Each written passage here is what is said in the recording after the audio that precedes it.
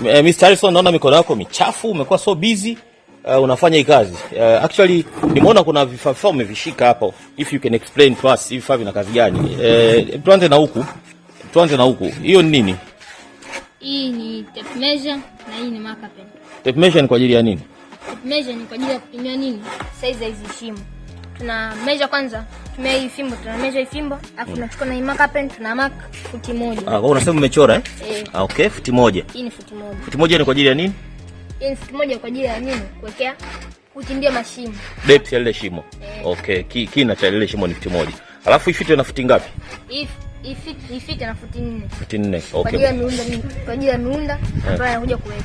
Okay, kwa hiyo mlikuwa mnatumia hii fito kwenda kupimia pale mrunda mmoja baada ya mwingine, alafu mnachora pale kwa ajili ya kukata. Kwa hiyo tunahakikisha kwamba kila kitu inakuwa kwenye vipimo sahihi, si ndio? Ndio. Ni kuna faida gani kutumia vipimo kwenye kufanya hizo kazi za ufundi? Faida ya kutumia vipimo ni kwa sababu inaleta nini nzuri kwa kile kitu ambacho tunakifanya.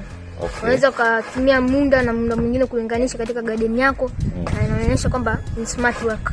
Smart work. Okay, sawa. Basi endelea na kazi yako.